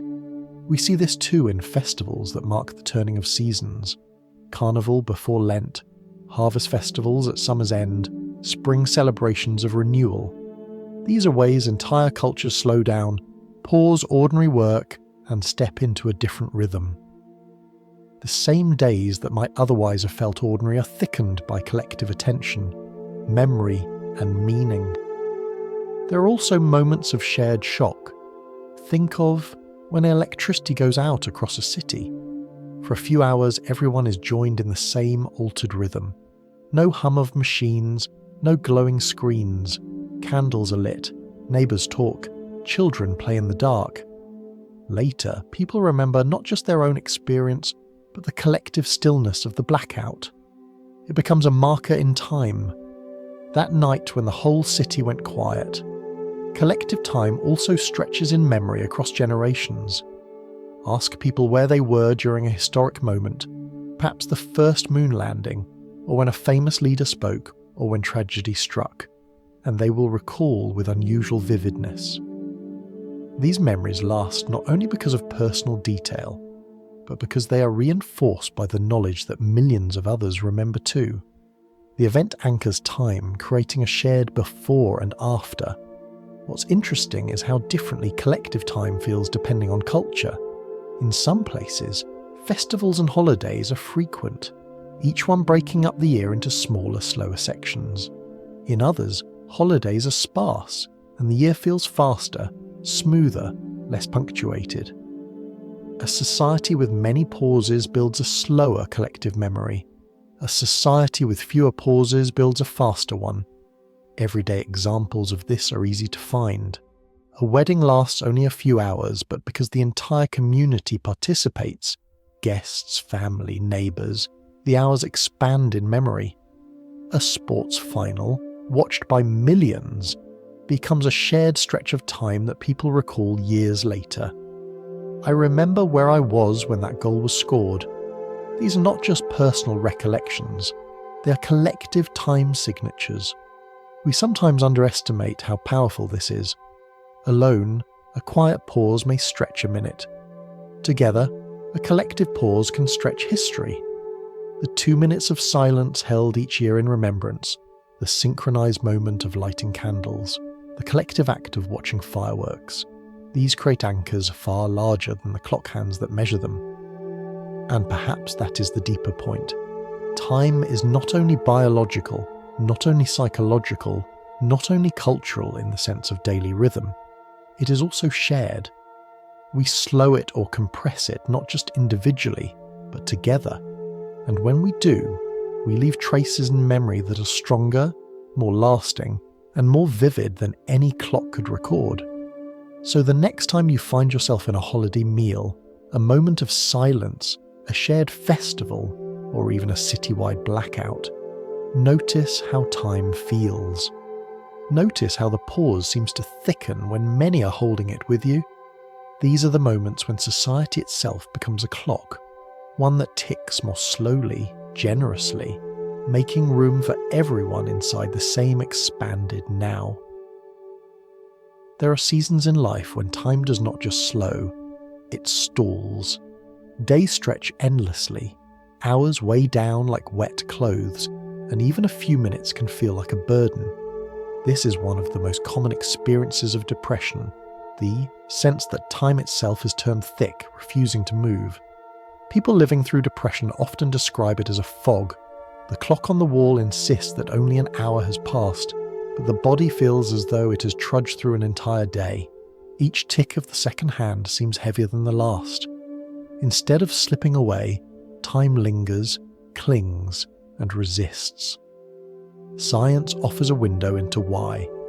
Depression is linked to disruptions in the brain's dopamine system, the same system that when flowing well helps time feel brisk and light. With less dopamine signaling, the inner metronome ticks more slowly. Seconds feel wider, minutes drag, hours refuse to pass. This isn't laziness or exaggeration, it is chemistry altering perception.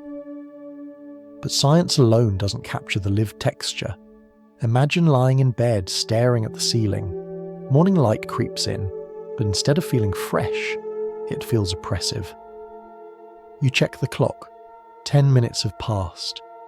Yet in your body it feels like half an hour. The mind is restless but heavy, caught between wanting the minutes to pass and feeling as though they never will. This sense of dragging time also affects memory. A day spent in depression can feel long while you're in it, but strangely short when you look back. The hours blur into sameness, lacking distinctive markers. It is as though time was both too slow and too empty, heavy in the moment but thin in retrospect. This cruel paradox leaves people feeling not only exhausted but also robbed of lived experience. Literature has long given voice to this.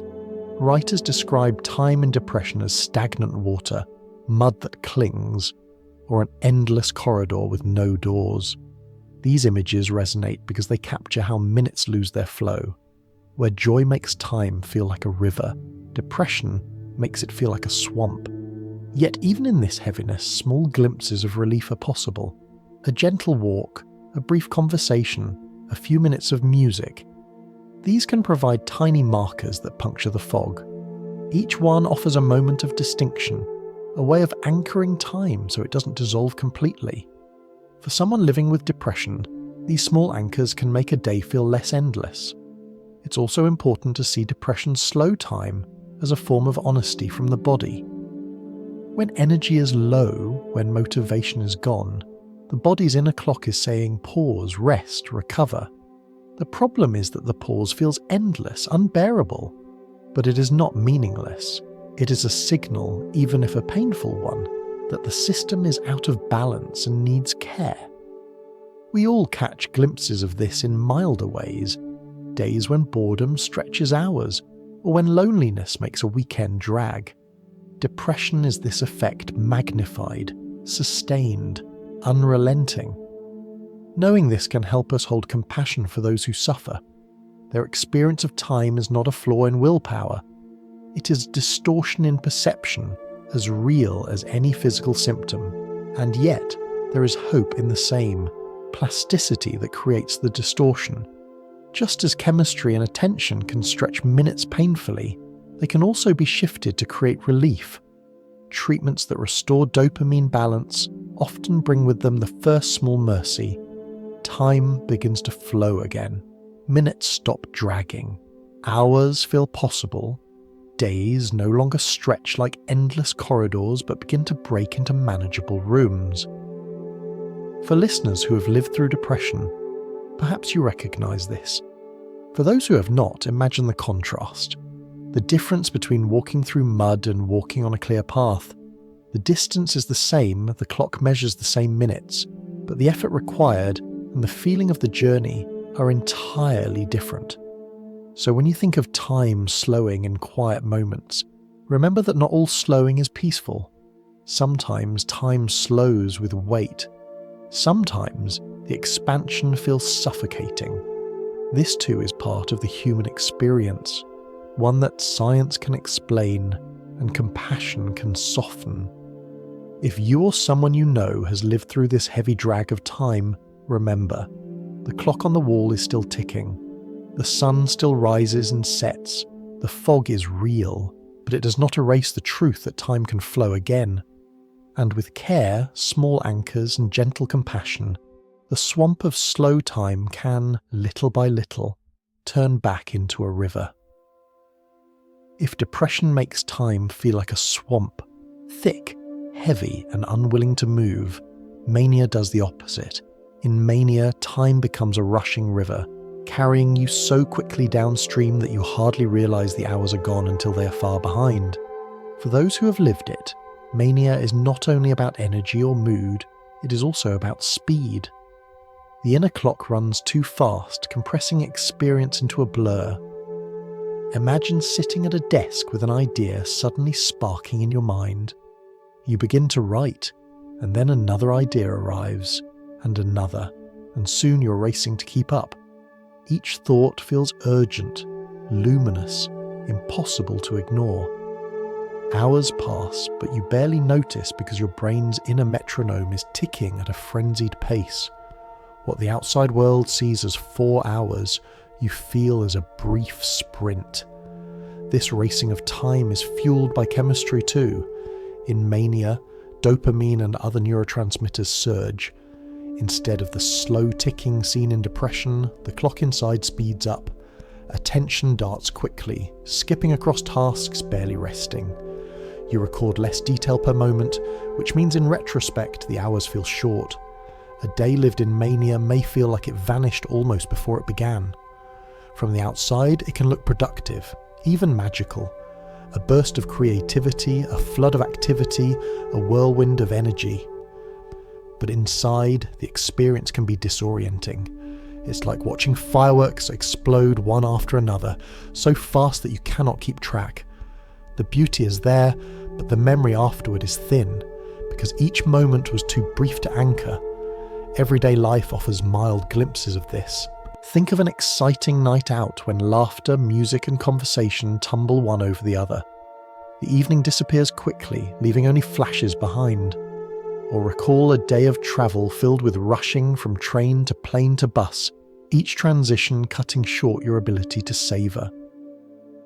By nightfall, the day feels compressed, though it was full. Mania magnifies this effect, stretching it across days or weeks. Philosophers sometimes note that speed has a strange relationship with memory.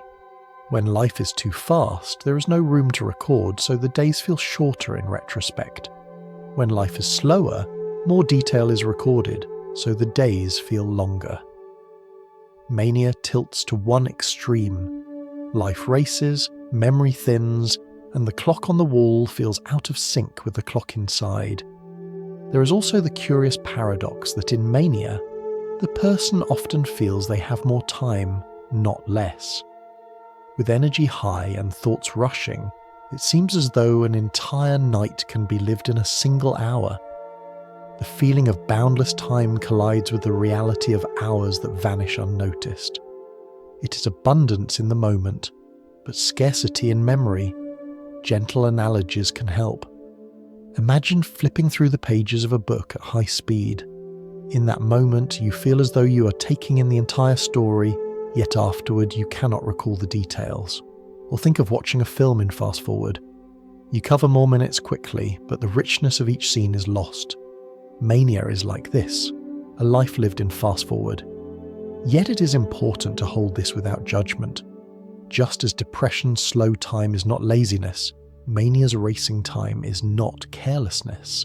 It is the mind caught in a different rhythm, chemistry driving the clock hands too quickly. And like depression, it teaches us something about the fragility and the flexibility of human time. There are softer echoes of mania that many people know. The flow of excitement when you're deeply engaged, the rush of new love, the dizzying pace of creative brainstorming. These are not pathological, but they hint at how exhilarating fast time can feel. The difference is that in mania, the speed overwhelms, leaving little choice or control. So, if depression is a swamp and mania is a flood, what both show us is that time is never neutral inside us. It is coloured, stretched, compressed by the rhythms of the brain.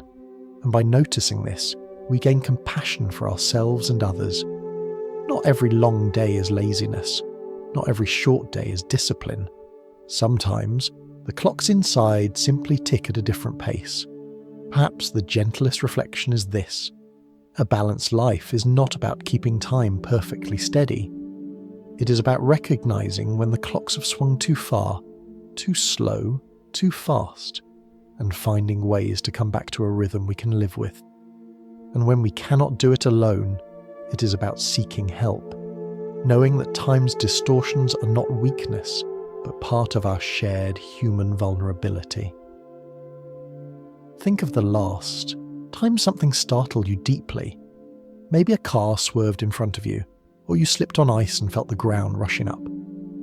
In those moments, time seemed to stretch. A second felt like several. The mind recorded every detail. The squeal of tyres, the shimmer of light on broken glass, the sensation of falling. This is the curious phenomenon of emergency slow motion. In danger, the inner clock stretches seconds into something much longer than the clock on the wall insists. Scientists have tried to capture this effect, though it is not easy. One experiment involved dropping participants in controlled freefall safely onto nets. Many later reported that the fall lasted longer than it actually did. Their memories were filled with extra frames, as though the brain had filmed the moment in slow motion. The truth is that time did not actually slow. What changed was the density of memory. Stress hormones like norepinephrine surged, sharpening perception and attention. Each fraction of a second was filled with more information than usual, so when recalled, it seemed longer. You can imagine it as a camera switching to a higher frame rate. A normal camera films at 30 frames per second, but in slow motion it might record 120 frames per second. The event itself takes the same time, but because more frames are captured, playback feels longer. The brain works in a similar way during emergencies. The more frames it records, the longer the moment feels when remembered. This effect is not always pleasant. In fact, it can be overwhelming. People who have lived through accidents or trauma often describe the world slowing down, details magnified almost unbearably. A shattering glass is not just a sound, but a series of crisp notes, each one remembered. A heartbeat feels like a drum, echoing in the chest. Even the smallest movements, someone's hand reaching, a bird startled into flight, are burned into memory with painful clarity. Everyday life offers softer echoes of this effect. Watching a glass slip from your hand feels longer than the fall itself. The mind races ahead, calculating outcomes, bracing for the crash. Or consider the moment just before giving a public speech, when adrenaline surges. Each second backstage feels like many, filled with thoughts, worries, and imagined scenarios. Emergency slow motion is the mind's attempt to help. By stretching a second, it gives you more information to act on. A driver swerving can react faster because perception has widened. A climber slipping can grab a branch because the brain recorded more frames of the fall. In this sense, the distortion is protective, even if it feels surreal. But trauma can also freeze this distortion into memory. A single moment of danger may be replayed again and again, each time with the same slow-motion vividness. Survivors of accidents, violence, or disasters often report that the moment returns in dreams or even in waking thoughts, stretched and magnified. The clock says it was only a few seconds. The mind insists it was longer, because it will not let go of the extra frames. This is why trauma can bend not only a single second, but an entire lifetime of memory. When a moment is burned in with such intensity, it becomes a landmark in time, life divided into before and after. Other memories may blur, but the slow motion one remains sharp, immovable, and yet, Even in this painful form, there is something deeply human in the phenomenon. Our minds do not passively drift through time.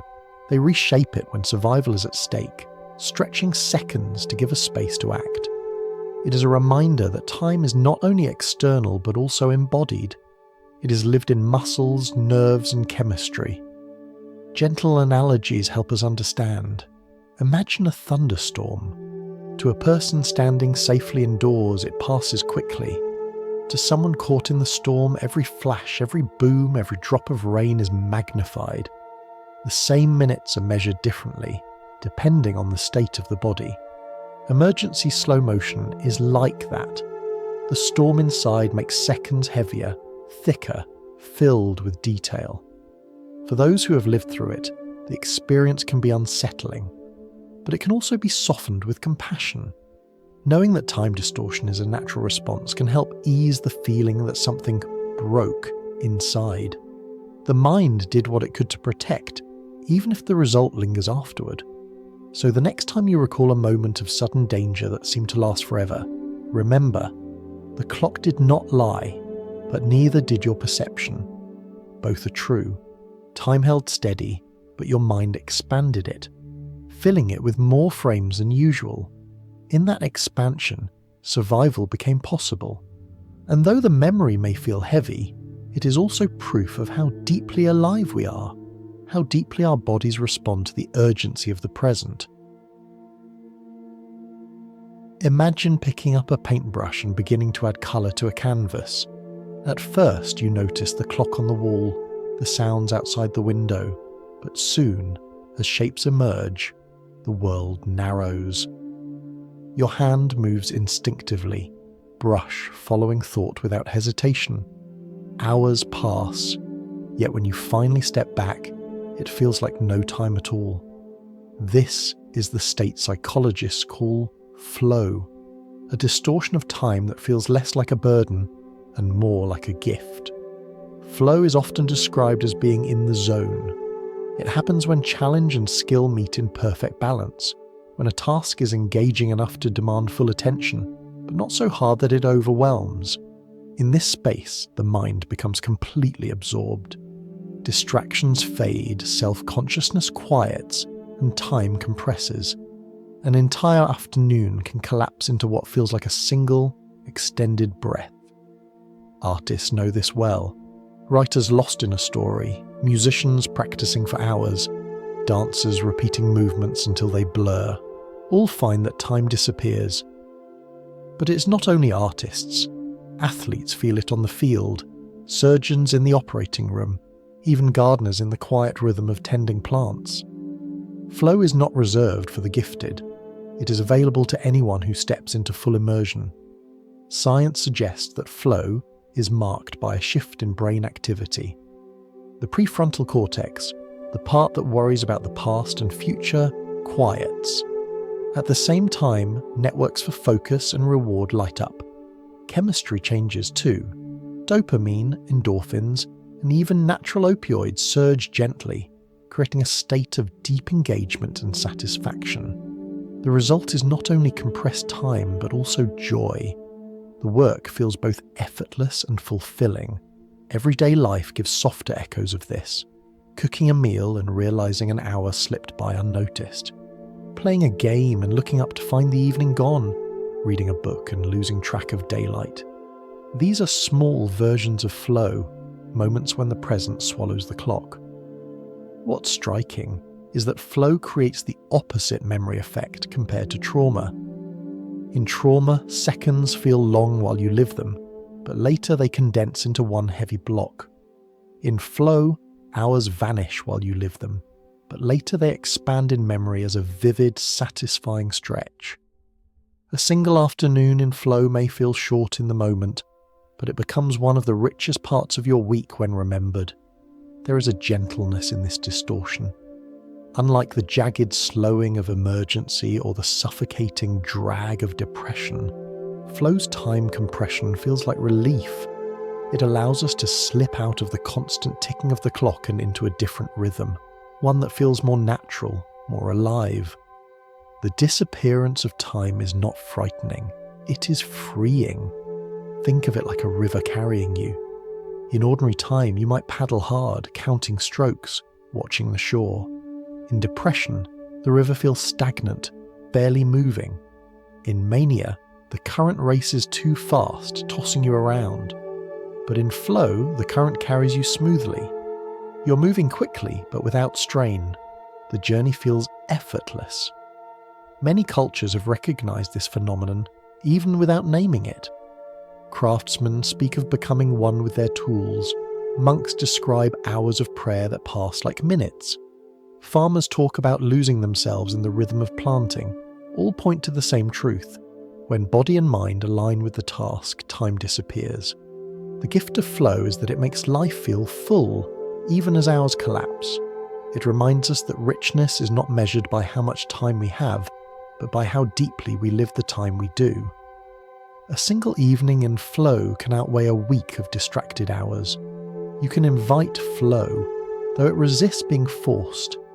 It arrives when you choose activities that balance challenge and skill, when you give yourself permission to focus without interruption, when you let go of constant clock watching.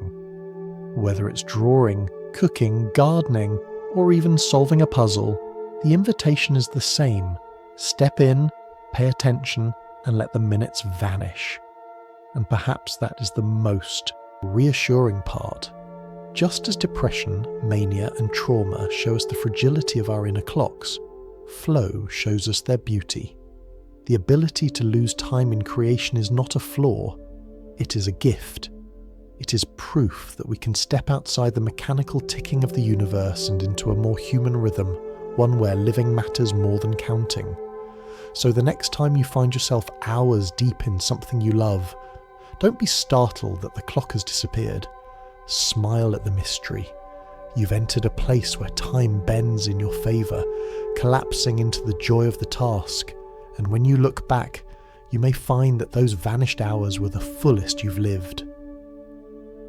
Picture the last time you wrapped your hands around a warm mug on a cool day.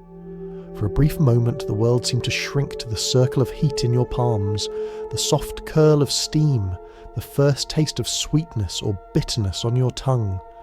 That minute felt longer than it was, not dragging, but opening. A small pleasure stretched to fill more space than the clock allowed. This is what it means to live in extended moments, not to change time itself, but to inhabit it so fully that it feels larger, richer, more alive. We often think of time as a scarce resource. We complain that there aren't enough hours in the day, that weeks vanish, that years slip by. But subjective time reminds us that life is not only measured in quantity of hours, but in the quality of minutes. A single sunset notice can outweigh an entire day ignored. A single hug felt deeply can linger longer than hours of rushed conversation. The good news is that this expansion is available to anyone, anytime. It does not require special tools or training, only a willingness to pause and notice. Quiet moments, when given attention, naturally widen. They become more than placeholders between tasks. They become places in themselves, rooms you can step into and rest inside. Think of a walk at dusk. If you rush, it takes 10 minutes, forgotten almost immediately. But if you slow your pace and look at the shifting colours in the sky, the sound of leaves brushing against one another, the silhouette of a bird against fading light, the same 10 minutes feel longer. Later they return to you in memory, stretched and vivid. The clock did not change. You did. The same can be true of touch. A quick handshake is over in a second. But a lingering hug from a loved one, where you notice warmth, pressure, breath, can expand a handful of seconds into what feels like a whole chapter. When we give ourselves permission to stay, to attend, the moment lengthens. This is not about trying to control time. It cannot be forced. In fact, the harder you try to make a moment longer, the quicker it slips. Instead, it is about softening into presence, letting details come to you instead of rushing past them. In this way, slowing time is less about power, more about surrender. Psychologists sometimes talk about savouring, the act of consciously attending to small pleasures. savouring a bite of food, the feel of sunlight, the sound of a song. Studies show that people who practice savouring not only feel happier, but also feel as though their days are longer. It makes sense. More frames are captured, more details stored, so time feels thicker. We can think of these extended moments as stitches in the fabric of life. Most minutes pass like loose threads, barely noticed. But when you pause to savour, you tie a knot, something that holds. Over time, a life full of knots feels richer, fuller, more memorable, even if the clock insists it lasted the same number of hours. Even difficult days can hold extended moments. A walk outside during stress, the smell of rain on concrete, the brief relief of laughter in the middle of grief. These are not long on the clock, but they expand in memory because they were lived fully. They become small lights in the darker stretches of time. What's comforting is that you don't need to add more time to your life to live more fully. You only need to step into the time you already have. Instead of cramming the day with tasks, you can let a few moments open wide. A warm drink, a sunset, a song played without multitasking. Each one is a doorway into extended time. Perhaps tonight, after this journey, you might try it. When you set down your device, let yourself notice something small. The texture of your blanket, the sound of your own breath, the way your body rests. Don't rush to the next thing. Stay. You may find that a single minute noticed gently feels longer than 10 spent in distraction. And that is the quiet promise of extended moments. They remind us that time is not only slipping away, it is also arriving, second by second, waiting to be lived. When we step into those arrivals with awareness, the minutes expand.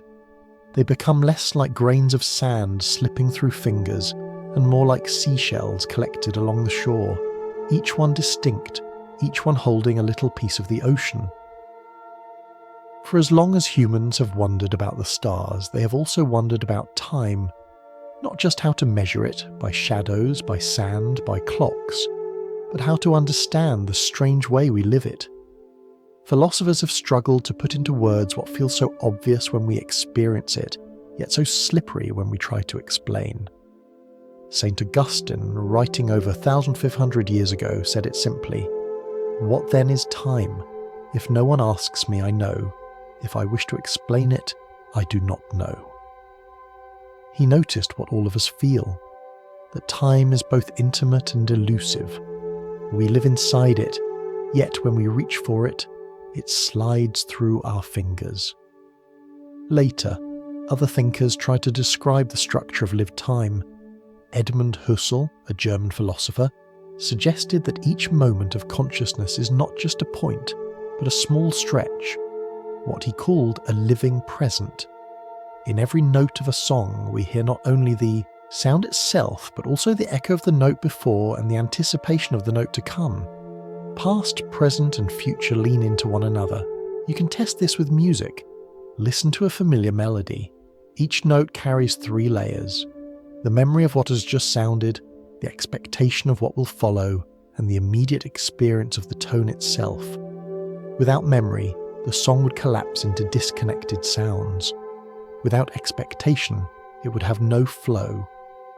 The present is alive precisely because it gathers what came before and what is about to arrive. This way of seeing time feels closer to our lived reality. The present is not a razor-thin instant, but a fabric woven of 3 threads. The past that lingers, the future that leans in, and the now that holds them together. Everyday life reflects this structure. When you sip tea, you taste the warmth that has already touched your lips. You anticipate the next swallow, and you feel the current sip all at once. When you walk down a familiar path, you remember the last time you were here. You imagine the turn ahead, and you inhabit the step you are taking. The present is not a dot, but a span, a small room in which memory, expectation, and sensation all sit together. Other philosophers compared time to a stream. The water that just passed is still remembered. The water ahead is anticipated. but you are always standing in the part that flows around your feet. You cannot hold it still, but you can feel it. This image softens the puzzle. Time is not something to be solved, but something to be entered. Modern psychology echoes these old insights. Research into perception shows that we integrate sensory information over brief windows, not instant by instant. The brain gathers impressions across fractions of seconds, smoothing them into continuity. Without this integration, we would not perceive motion, melody, or meaning. Even science seems to agree. The present is a stretch, not a point. Why does this matter? Because it changes how we approach our own minutes. If the present is more than a thin slice, if it is a woven fabric of memory, expectation, and sensation, then each moment has more depth than we usually give it credit for. We are not skimming across the surface of time. We are swimming in a pool of connections. Think again of Augustine's puzzle. He could not define time, and perhaps he didn't need to. Perhaps time is less a thing to define and more a way of living. The past is never entirely gone. It lingers in memory and habit. The future is never entirely absent. It leans toward us in plans and hopes. And the present, the part we can actually touch, is where the two meet. There is something comforting in this. It means that even the smallest moment carries more life than we think. A single glance at the sky holds memory of skies you've seen before, an expectation of tomorrow's weather. A hug contains memory of closeness, anticipation of comfort, and the present warmth of skin. To live in the now is not to cut yourself off from past and future, but to welcome them both into the same room, gently, without hurry. So as you sit here listening, notice that you too are in a living present. You remember what was said before, you anticipate what might be said next, and you are hearing these words unfold now. Past, future, and present are not separate, they are braided together, and in that braid, time is not abstract, but alive. And so we come to the end of our wandering together, tracing the curious ways time bends and stretches in our lives. We began with the puzzle of why quiet moments feel slower, and along the way we met the brain's many timekeepers, the chemistry of the present, the silent sculptor of attention, and the double agent of emotion. We walked through experiments, through cultures and rituals, through the broken clocks of depression and mania, through the sharpened moments of trauma and the disappearing hours of flow. And now, here we are, resting in the stillness of the present, the one place where time is not an idea, but a lived experience. It's easy to think of quiet as emptiness, as a pause where nothing is happening. But perhaps quiet is not a void at all. Perhaps it is fullness, full of details, full of awareness, full of the chance to let time expand. The hush of a room, the slow drift of clouds, the warmth of blankets. These are not empty. They are vessels carrying you gently through the river of now. When you begin to see quiet this way, minutes change their character. They are no longer obstacles between tasks, but places you can inhabit. A minute of stillness is like a small room with open windows, letting air and light move through. You don't have to do anything in it, you only have to be. And in being, the room feels larger than its walls. This is the gift of slow time. It does not add years to your life, but it adds life to your years. It reminds you that the value of time is not only in how much of it we get, but in how deeply we live what we already have. Even the smallest pause, watching steam rise from a cup, listening to rain on glass, can be a doorway into a richer experience of the present.